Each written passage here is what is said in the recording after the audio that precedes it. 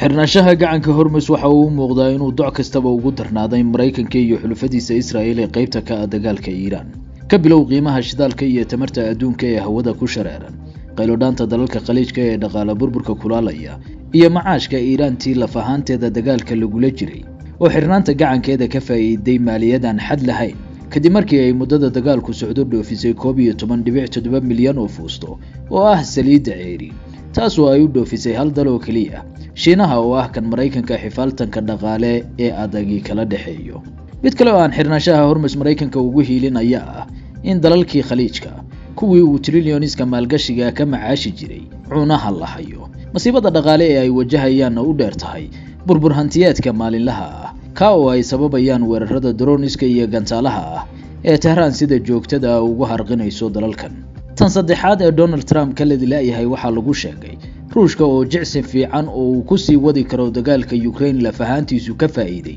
xirnaanta gacanka Hormuz iyo dagaalka bariga dhexe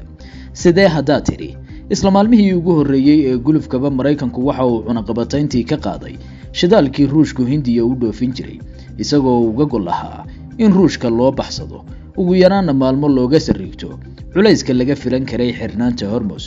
waxa lagu waramayaa in maalmihii ugu horeeyay ee Mareykanku qaaday cunaqabatayntiisa dhoofka shidaalka Ruushka ay Moscow macaashtay lacag khubaradu ku sheegtay 6 bilyan oo euro taas oo inteeda badan ka soo xirotay dhoofka saliidda ceeriin iyo batroolka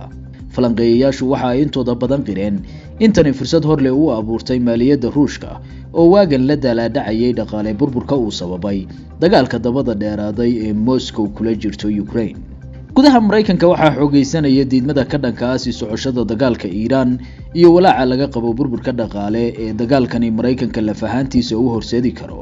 waxa lagu waramay in ka badan 250 hay'adood oo Mareykanahi ay saxiixeen bayaan ay aqalka Koongareeska kaga dalbanayaan inuu si degdeg ah u hakiyo dhaqaalaha xadbeelka ah ee sida maalinlaha Pentagon-ku ugu kharash gareynayo dagaalka Iiraan ka dhanka ah dhaqaalahaas oo horey loo wariyay inuu xaddi ahaan halkii maalin gaarayo in ka badan 2 bilyan oo dollar saaxiibada Donald Trump ee xisbiga talada haya jeebweynta Mareykanka jaalasha Yurubadankood iyo boqoradii khaliijkuba waxa ay Trump ku khasbayaan inuu xal degdeg ah u keeno dagaalkan oo uu bilowgiiba ku galay si aan ka fiirsi lahayn sida ay warbaahinta iyo khubarada galbeedku Trump ku eedayaan Donald Trump waxa uu dhawaan sheegay in dagaalku dhamaad joogo ayna Washington goobayso dhamaystirka hadafyadeeda gulufka halka xogo hor la wariyeen inuu Israa'iil siiyay hal asbuuc oo ay docdeeda ku soo gabagabayso maslaxadaha ay ka doonayso dagaalka Iiraan ficiladan oo dhamina waxa ay muujinayaan ifafaalo ah inay Donald Trump soo karayaan culaysyada aan xisaabta ugu jirin ee gulufka Iiraan la golay yimid